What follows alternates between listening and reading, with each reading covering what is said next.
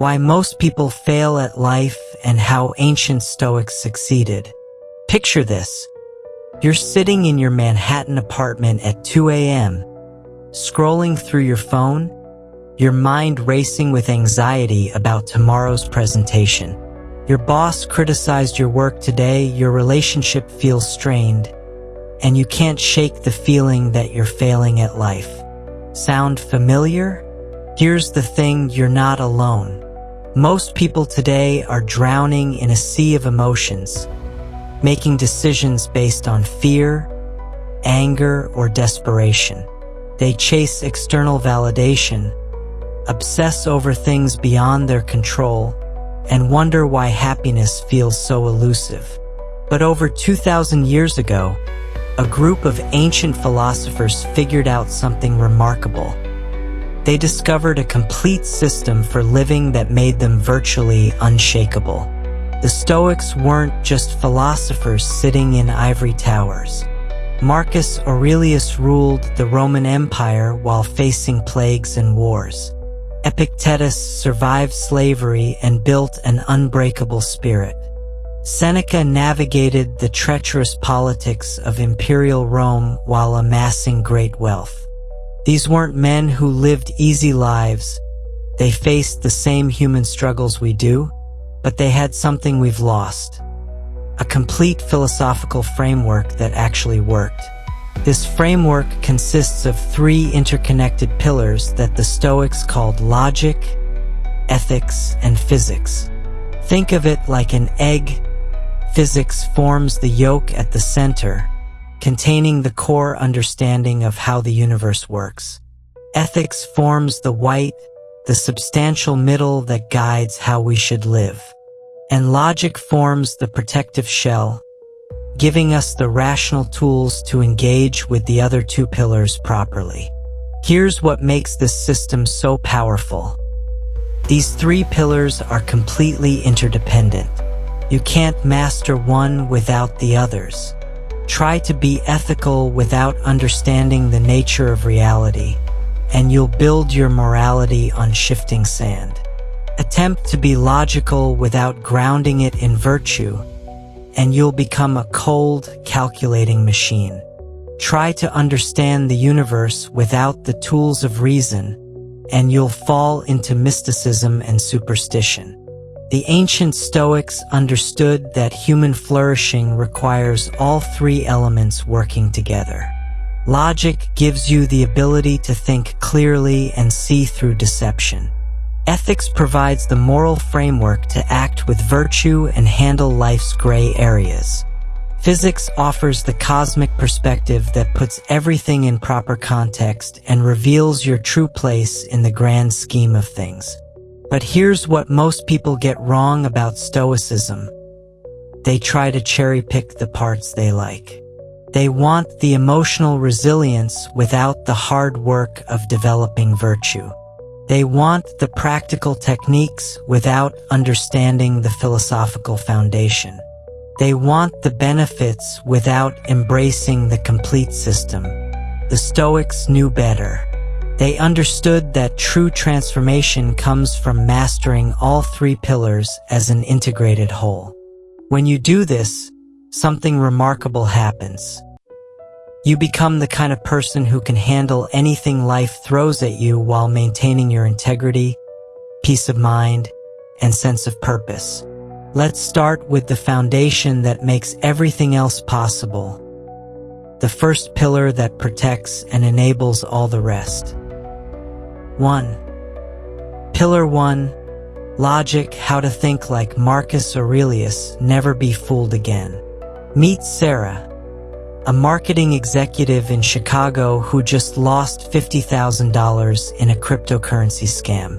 She's smart, educated, and has an MBA from Northwestern, but she fell for an elaborate scheme because she made decisions based on fear of missing out rather than rational analysis. Sound impossible? It happens every day to intelligent people who never learned the art of Stoic reasoning. Marcus Aurelius, the philosopher-emperor who ruled Rome at its peak, faced far more complex decisions than any crypto investment. He had to navigate political conspiracies, military campaigns, and economic crises while maintaining his sanity and moral compass. His secret weapon wasn't superior intelligence or privileged information. It was his mastery of logic, the first pillar of Stoicism.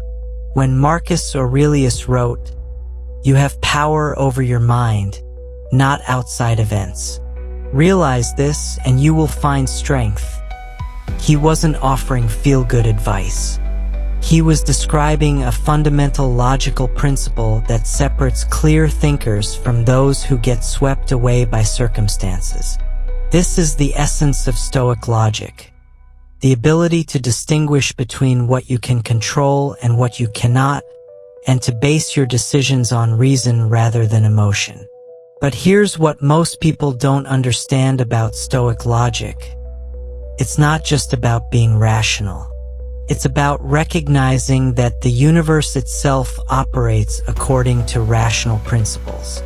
The Stoics called this universal reason logos, the divine logic that governs everything from the movement of planets to the rise and fall of civilizations. When you align your thinking with logos, you're not just thinking clearly. You're thinking in harmony with the fundamental structure of reality. Let's break down how Stoic logic actually works in practice. The foundation is learning to evaluate propositions, statements that are either true or false. This sounds simple, but most people never master it. They accept information based on how it makes them feel, rather than whether it's actually true. Take Sarah's crypto disaster. The scammer presented her with the proposition, "This investment will make you rich in 6 months." A Stoic logician would immediately ask, what evidence supports this claim?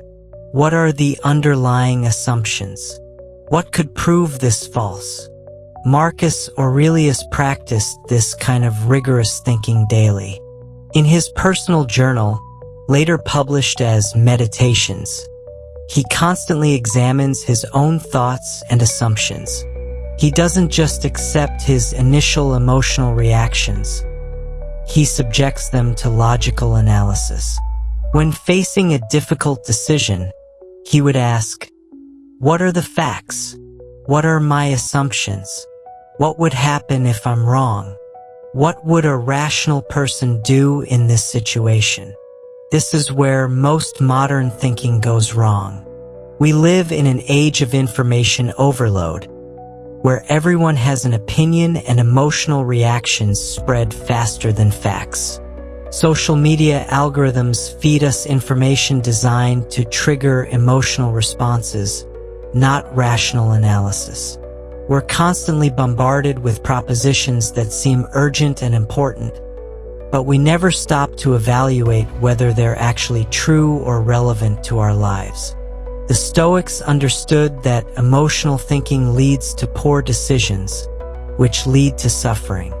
They developed logic as a protective shell around their other philosophical practices. Without this shell, your ethics become inconsistent and your understanding of nature becomes clouded by wishful thinking and superstition. Here's a practical exercise Marcus Aurelius would recognize. Before making any important decision, write down the key proposition you're accepting. For example, taking this job will make me happier, or buying this house is a good investment. Then ask yourself, what evidence supports this? What could prove it false? What are the potential consequences if I'm wrong? Am I being influenced by fear, greed, or social pressure? This isn't about becoming a cold, calculating machine. It's about developing the mental clarity to see situations as they really are, not as your emotions want them to be. When you master this skill, you become virtually immune to manipulation, scams, and poor decisions based on temporary feelings. The Stoics also understood that logic isn't just about individual decisions. It's about recognizing patterns and cause and effect relationships in the world around you. Marcus Aurelius constantly observed how actions lead to consequences, how character traits produce predictable outcomes, and how natural laws govern human behavior just as they govern physical phenomena.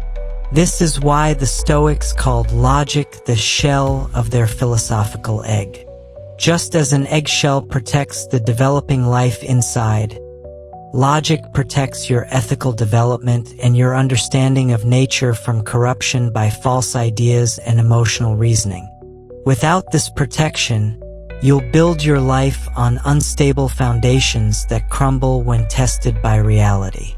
But here's the crucial point. Stoic logic isn't about winning arguments or proving you're smarter than other people. It's about developing the mental tools necessary to live well. The goal isn't to become a debate champion. It's to become someone who can navigate life's complexities with wisdom and clarity. Think about the most successful people you know, not just financially successful, but those who seem to have genuine peace of mind and make consistently good decisions. They all share one trait. They've learned to think clearly under pressure. They don't get swept away by panic, greed, or social pressure. They evaluate situations rationally and make decisions based on principles rather than emotions. This is the power of mastering the first pillar of Stoicism. When you develop true logical thinking, you become the kind of person who can see through deception, avoid costly mistakes, and maintain your composure even in chaotic situations. You stop being a victim of circumstances and become someone who can shape your own destiny through clear thinking and rational action. Now that we understand how to think clearly, we can determine how to act virtuously. Because without the foundation of logic, our ethical decisions will be built on shifting sand rather than solid ground. 2. Pillar 2. Ethics. The 4 virtues that make you unbreakable, plus indifference. David is a successful attorney in Los Angeles who has everything our culture says should make him happy. A 6-figure salary, a luxury car, and a beautiful home in Beverly Hills. Yet he lies awake at night, consumed by anxiety, constantly comparing himself to others, and feeling like his life lacks meaning. He's achieved external success but feels internally empty. What David doesn't realize is that he's been chasing the wrong things entirely. The ancient Stoics would have diagnosed David's problem immediately. He's built his life around externals rather than character. He's pursuing what they called indifference, things that are neither inherently good nor bad, while neglecting the only things that actually guarantee happiness, the 4 cardinal virtues. Seneca, who was himself wealthy and politically powerful, understood this trap perfectly. He wrote, "Every virtue is a form of consent to the divine order." What he meant is that virtue isn't just about following rules or being a good person. It's about aligning your character with the rational structure of the universe itself. When you develop true virtue, you become unbreakable because your happiness depends on things that are entirely within your control. Let's explore the 4 virtues that form the foundation of Stoic ethics. First is wisdom, not just book knowledge, but the practical intelligence to know what's truly important and what isn't. Wisdom means understanding the difference between what you can control and what you cannot, and focusing your energy accordingly. It's the virtue that allows you to see through society's false promises and focus on what actually matters. The second virtue is justice, not just following laws, but treating others fairly and fulfilling your obligations to your community. Justice means being honest in your dealings, keeping your promises, and contributing to the common good. It's about recognizing that you're part of something larger than yourself and acting accordingly. Third is courage, not just physical bravery, but the inner strength to do what's right even when it's difficult or unpopular. Courage means standing up for your principles, facing challenges head-on, and persevering through adversity. It's the virtue that allows you to maintain your integrity even under pressure. Finally, there's moderation, the ability to enjoy life's pleasures without being enslaved by them. Moderation means having appropriate boundaries, avoiding excess, and maintaining balance in all areas of life. It's about enjoying good things while remembering that they're not essential for your happiness. Here's what makes these virtues so powerful. They're completely within your control. No one can force you to be unwise, unjust, cowardly, or immoderate. External circumstances might make virtue more challenging, but they can never make it impossible. This is why Marcus Aurelius could maintain his virtue while dealing with plagues, wars, and political intrigue, and why Epictetus could develop unshakable character even as a slave. The opposite of these virtues are the four vices: foolishness, injustice, cowardice, and intemperance. These vices are guaranteed to make you miserable because they put you at war with reality and with your own nature. When you act foolishly, you make decisions that create problems for yourself. When you act unjustly, you damage your relationships and your reputation. When you act cowardly, you miss opportunities and lose self-respect. When you act intemperately, you become enslaved to your appetites and lose your freedom. But here's where most people get confused about Stoic ethics. They think everything is either virtue or vice with no middle ground. The Stoics were more sophisticated than that. They recognized a vast category of things they called indifference, things that are neither inherently good nor bad, but depend on how you use them. This is where David's story becomes relevant. His wealth, status, and possessions are all indifference. They're not evil in themselves, but they're not inherently good either. The Stoics further divided indifference into preferred and dispreferred categories. Preferred indifference include things like health, wealth, good reputation, and pleasure, things that are generally positive for human flourishing but not essential for happiness. Dispreferred indifference includes sickness, poverty, bad reputation, and pain, things that are generally negative but not necessarily barriers to a good life. Epictetus, who experienced both slavery and freedom, understood this perfectly. He said, "Wealth consists in not having great possessions, but in having few wants." He wasn't condemning wealth itself, but pointing out that your relationship to wealth determines whether it helps or harms you. If you're attached to wealth, if you believe you need it to be happy, then losing it will make you miserable. But if you treat wealth as a preferred, indifferent, nice to have but not essential, then you can enjoy it without being enslaved by it. This is the key insight that could transform David's life. His problem isn't that he has money and success. It's that he's attached to them. He's built his identity around externals that could disappear tomorrow. He's constantly anxious because he's trying to control things that are ultimately beyond his control. The Stoic approach would be completely different. David could continue enjoying his wealth and success, but he would hold them lightly. He would focus his energy on developing his character, becoming wiser, more just, more courageous, and more moderate. He would use his resources to help others and contribute to society. He would find meaning in his relationships and his contributions, not in his possessions or status. This doesn't mean becoming indifferent to everything external. The Stoics weren't emotionless robots. They had preferences, they worked toward goals, and they cared about outcomes. But they understood that their happiness and peace of mind couldn't depend on getting what they wanted. They had to find a way to be content regardless of external circumstances. Here's a practical exercise for developing this mindset. Make a list of everything you think you need to be happy. Then ask yourself, is this something I can completely control?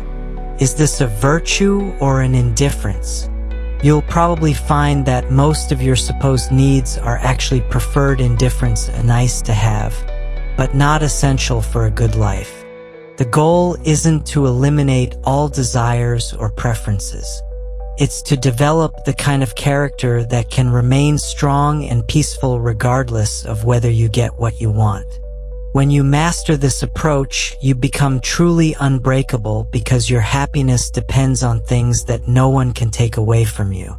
But to truly live ethically and handle indifference properly, we need to understand the nature of reality itself, which brings us to the third and most fundamental pillar of Stoicism. Pillar 3, physics. Understanding the universe like Seneca, live according to nature. Jennifer sits in her Seattle apartment, staring out at the rain, feeling utterly disconnected from everything around her. She's successful in her tech job, has good relationships, and follows all the right ethical principles, but something feels fundamentally wrong. She can't shake the feeling that her life lacks purpose, that she's just going through the motions without understanding why any of it matters. What Jennifer is experiencing is what happens when you try to live ethically without understanding the deeper nature of reality itself. The ancient Stoics would have recognized Jennifer's problem immediately. She's missing the third pillar of Stoicism, physics, which they considered the most fundamental of all. But when Stoics talked about physics, they weren't discussing quantum mechanics or molecular biology. They were talking about understanding the basic structure and purpose of the universe itself, and more importantly, your place within it. Seneca, who balanced immense wealth and political power with deep philosophical insight, understood that true peace comes from recognizing your role in the cosmic order. He wrote, "You must live according to nature." But what does that actually mean in practice? It means understanding that you're not a separate individual struggling against a hostile universe, but rather an integral part of a rational, purposeful whole. The Stoics believed that everything in existence consists of two fundamental elements, matter and pneuma. Matter is everything your senses can perceive: your body, the chair you're sitting on, the building around you. But matter by itself is passive and lifeless. It's pneuma, the active, divine force that the Stoics saw as the breath of the universe, that gives life and motion to everything. Think of pneuma as the animating principle that makes the universe alive and dynamic. It's what causes your heart to beat, the planets to orbit, the seasons to change, and civilizations to rise and fall. But here's the crucial insight. Pneuma isn't just a physical force. It's rational. The Stoics called this rational organizing principle logos, the divine reason that structures and governs all of reality. This isn't abstract philosophy. It has profound practical implications for how you live. When Marcus Aurelius wrote, "Observe constantly that all things take place by change," he wasn't just noting that things are impermanent. He was pointing to the fundamental truth that change itself follows rational patterns. The universe isn't chaotic or random. It's organized according to logical principles that you can understand and align with. This is why the Stoics placed physics at the center of their philosophical egg, as the yolk that nourishes everything else. Without understanding the nature of reality, your ethics become arbitrary rules rather than principles grounded in truth. Your logic becomes mere technique rather than participation in universal reason. But here's where it gets really interesting, and where Jennifer's sense of meaninglessness begins to dissolve. If you're part of this rationally organized universe, if pneuma flows through you just as it flows through everything else, then your life has inherent purpose. You're not an accident or a cosmic mistake. You're a conscious expression of the universe's rational nature, capable of understanding and cooperating with the very forces that created you. This leads to one of the most profound paradoxes in Stoic philosophy, the relationship between fate and free will. Epictetus captured this perfectly when he said, "Some things are within our power, while others are not." At first glance, this seems to contradict the idea that everything is governed by logos. If the universe is rationally determined, how can we have any real choices? The Stoic answer is subtle but life-changing.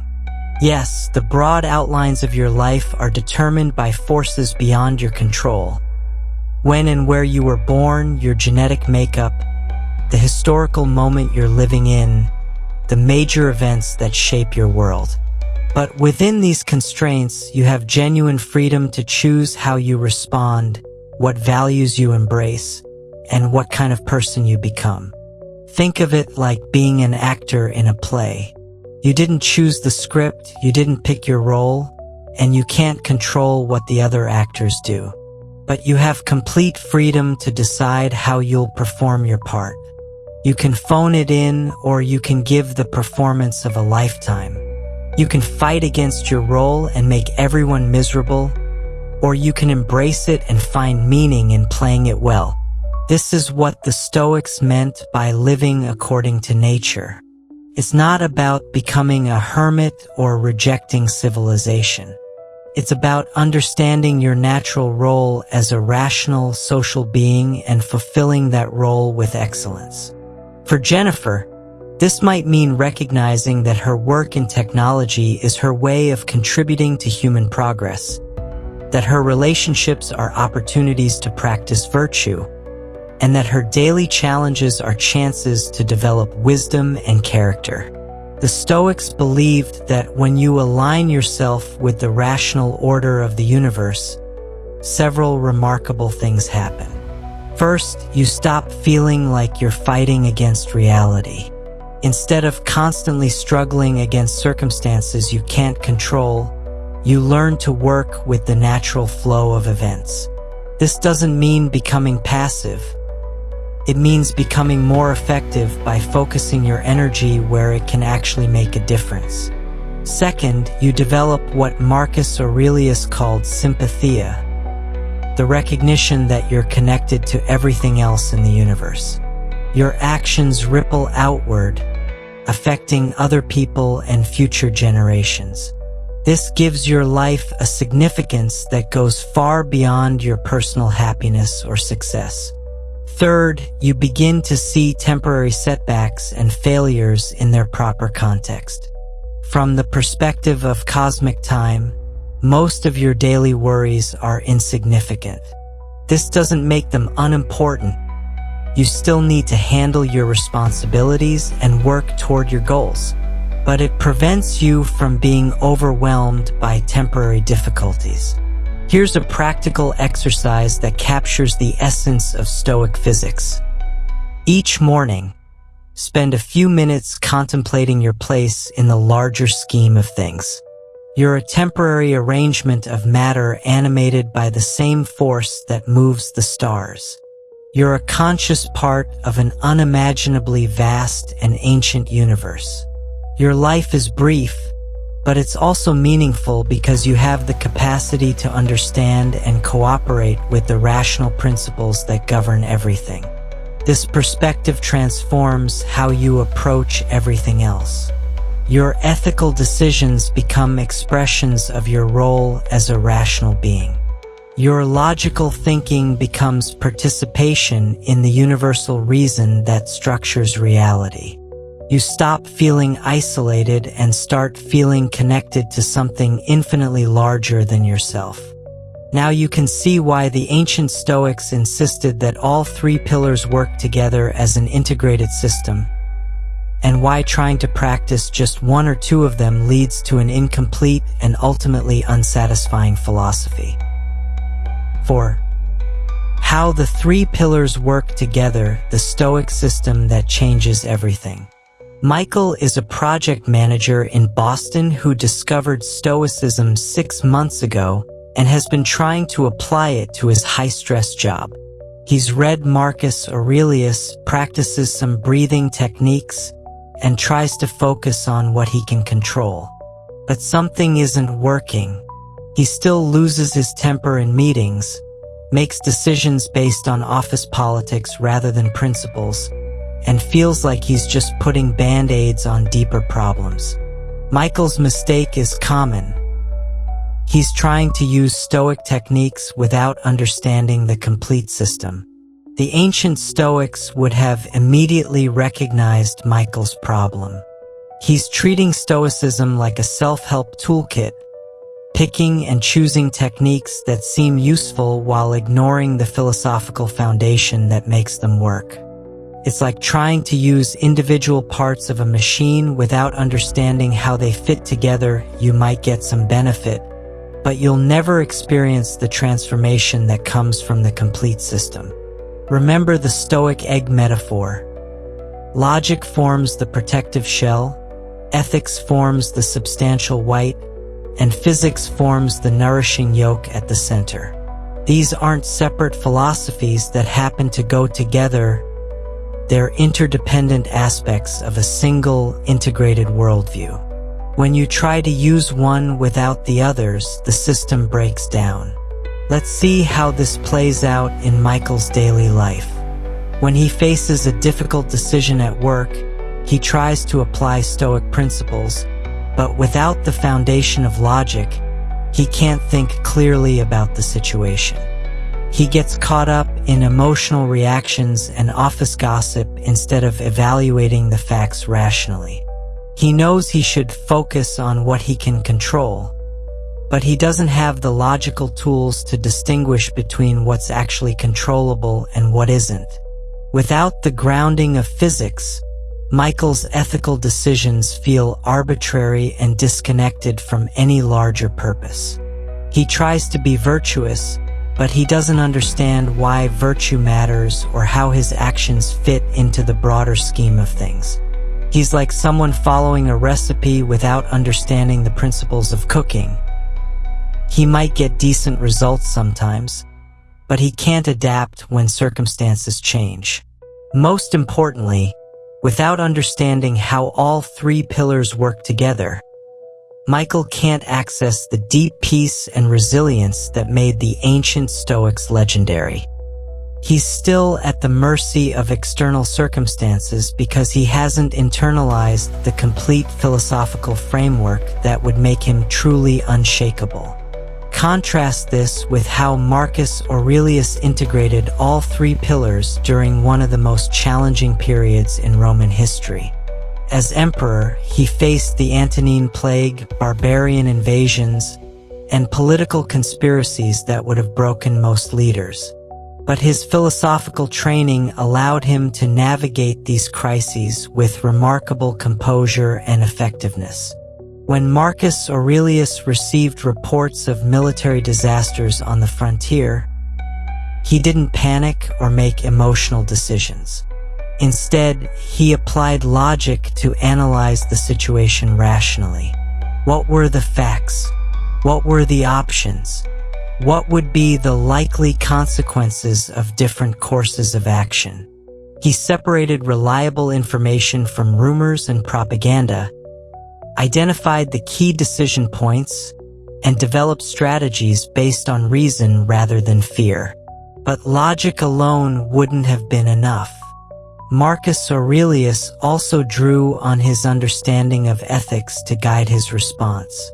He knew that his primary duty was to serve the common good, not to protect his own reputation or comfort. He was willing to make unpopular decisions and personal sacrifices because he understood that virtue was more important than external success. He treated his enemies with justice, his allies with loyalty, and his subjects with compassion, not because it was politically expedient, but because these were expressions of his character.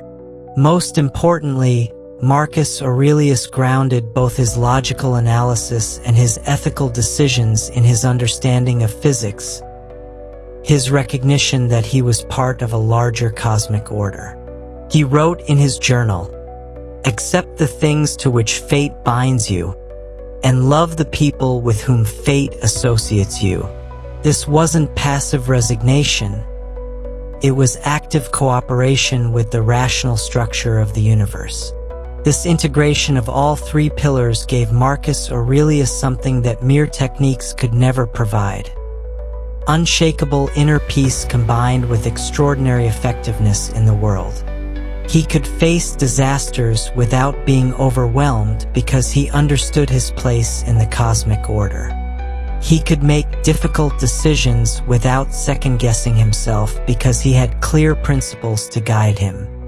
He could maintain his integrity under pressure because his character was grounded in philosophical truth rather than social expectations.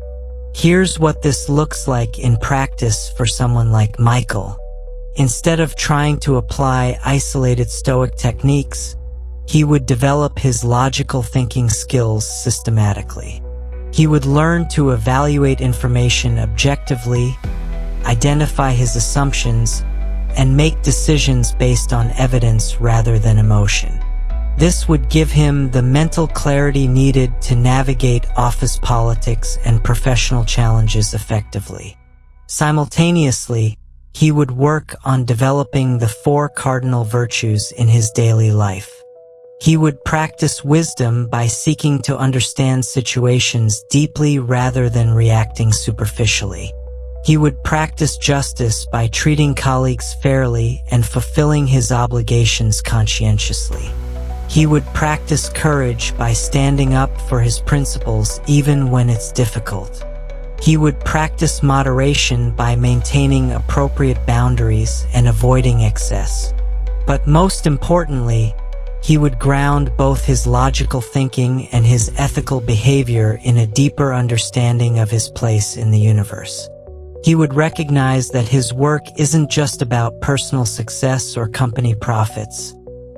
It's about contributing to human flourishing and participating in the rational order that governs all things. This perspective would give his daily activities meaning and purpose that goes far beyond immediate results. When all 3 pillars work together, something remarkable happens.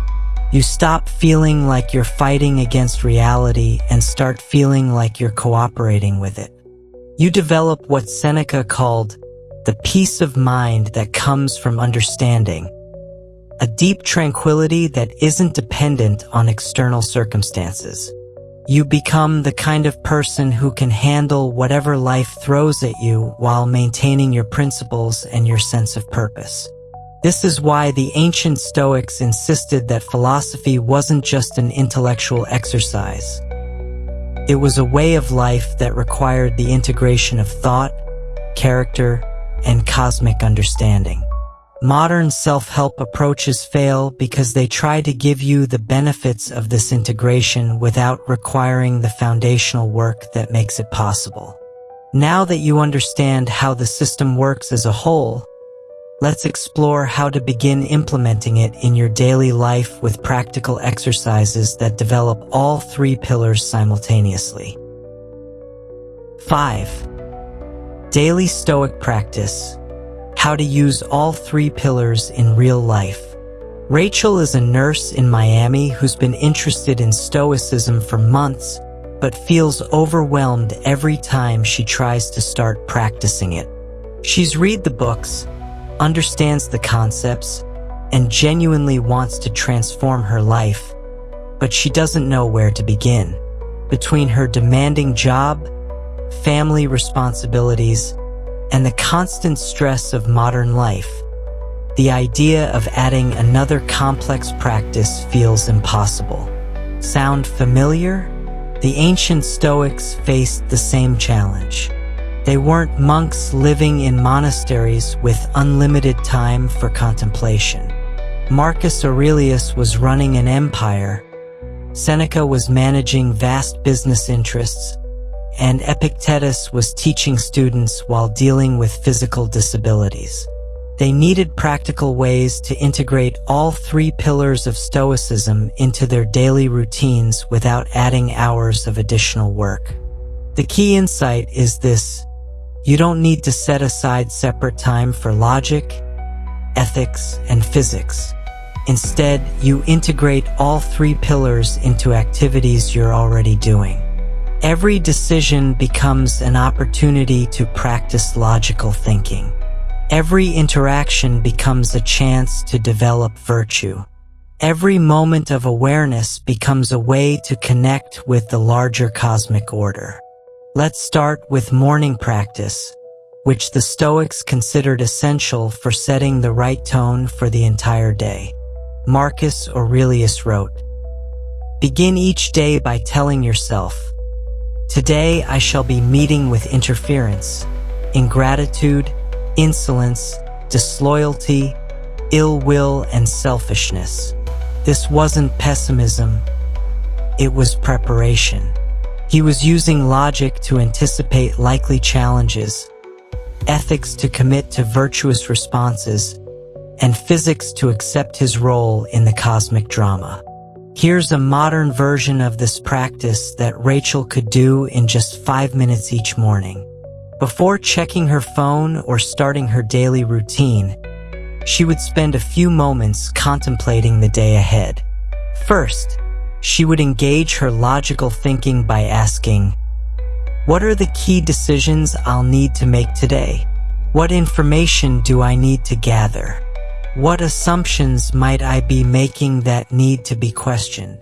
Next, she would focus on ethics by identifying opportunities to practice virtue. How can I show wisdom in my patient interactions? Where might I need courage to speak up about something important? How can I practice justice in my relationships with colleagues? What would moderation look like in my eating, spending, or social media use today? Finally, she would ground these intentions in physics by remembering her place in the larger scheme of things. I'm part of an ancient tradition of healing that connects me to countless healthcare workers throughout history. My work today contributes to human flourishing and participates in the rational order that governs the universe. Whatever challenges I face, I can handle them because I'm connected to something infinitely larger than my personal concerns. This entire practice takes less time than scrolling through social media, but it engages all three pillars and sets a philosophical foundation for the entire day. The key is consistency, doing this every morning until it becomes as automatic as brushing your teeth. Midday practice is equally important because it's when the pressures of daily life test your philosophical commitments. The Stoics recommended regular check-ins throughout the day to assess how well you're living up to your principles. For Rachel, this might happen during her lunch break or between patient visits. The midday check-in involves 3 quick questions, each corresponding to one of the pillars. For logic, am I thinking clearly about the situations I'm facing, or am I being driven by emotions and assumptions? For ethics, am I acting in accordance with the 4 virtues, or am I letting circumstances dictate my behavior? For physics, am I remembering my place in the larger cosmic order, or am I getting caught up in temporary concerns? If the answer to any of these questions reveals that you're off track, you don't need to feel guilty or give up. The Stoics understood that philosophy is a practice, not a performance. The goal isn't perfection, it's progress. Simply noticing when you're not living up to your principles is itself a form of philosophical progress. Evening practice is when you consolidate the day's lessons and prepare for tomorrow. Seneca wrote extensively about the importance of daily self-examination, not for self-criticism, but for learning and growth. This is when you review the day's events through the lens of all three pillars. For logic, Rachel might ask, what decisions did I make today? Were they based on clear thinking or emotional reactions? What information did I accept without sufficient evidence? How can I think more clearly tomorrow? The goal isn't to criticize past decisions, but to learn from them and improve future thinking. For ethics, she would examine her character. When did I act virtuously today? When did I fall short of my principles? What triggered my less virtuous responses? How can I be more consistent in living according to my values? Again, this isn't about guilt. It's about honest self-assessment and commitment to growth. For physics, she would place the day's events in cosmic perspective. How do today's challenges and successes fit into the larger pattern of my life? What did I learn about my place in the universe? How did my actions contribute to the common good? This helps maintain the long-term perspective that prevents you from being overwhelmed by temporary difficulties. But daily practice isn't just about formal exercises. It's about integrating Stoic principles into your ordinary activities. When Rachel faces a difficult patient, she can practice all three pillars simultaneously.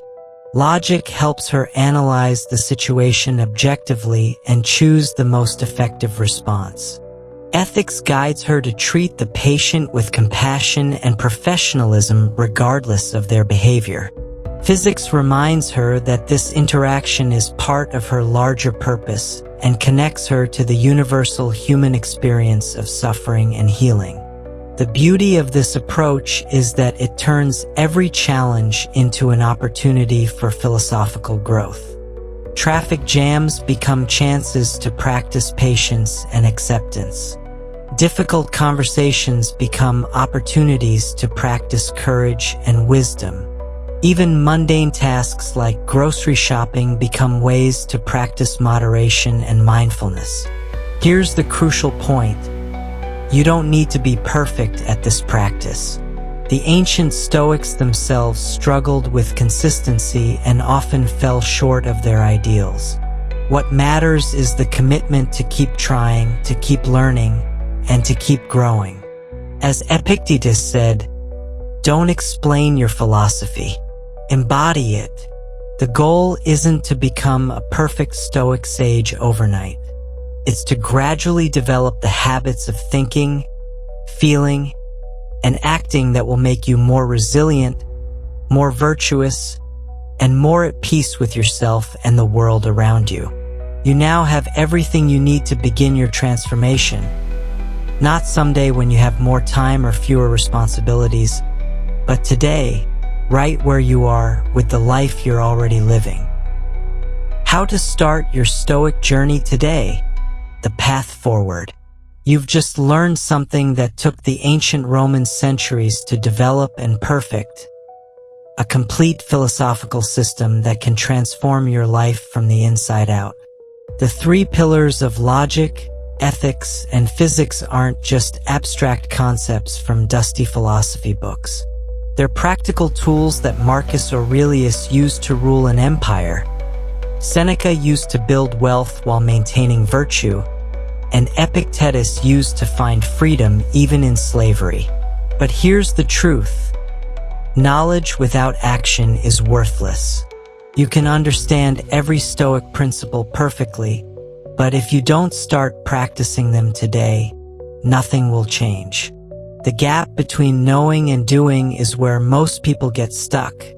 and it's where your transformation either begins or dies.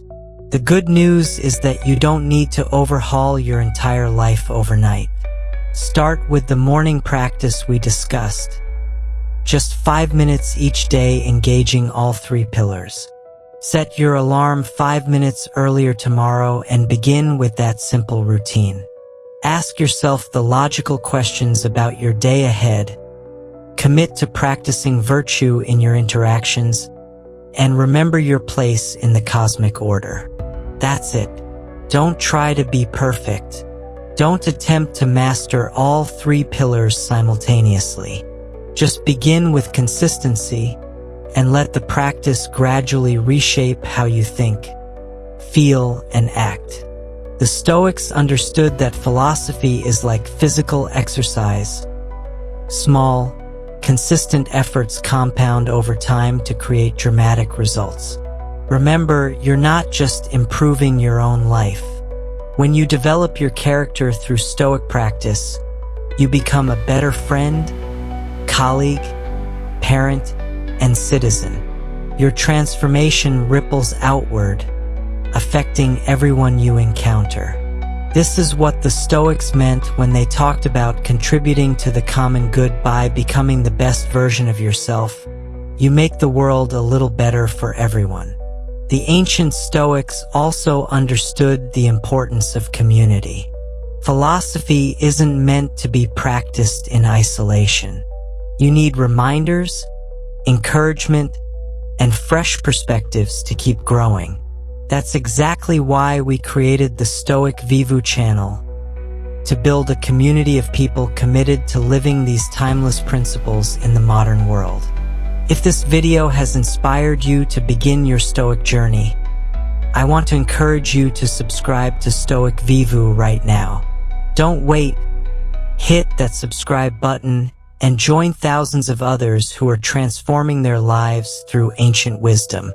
We're releasing new content every week that will deepen your understanding and give you practical tools for daily Stoic living. Also, if you found value in learning about the 3 pillars of Stoicism, please like this video and share it with someone who could benefit from these insights. Maybe it's a friend who's struggling with anxiety, a family member who feels overwhelmed by life's challenges, or a colleague who seems to have lost their sense of purpose. Your share could be the catalyst that changes their life forever. The Stoics believed that we're all connected, that your growth contributes to the flourishing of the whole human community. By sharing this wisdom, you're participating in a tradition that stretches back over 2,000 years and will continue long after we're gone. Your transformation begins now. The 3 pillars are waiting for you to build upon them. The only question is, will you take the first step today?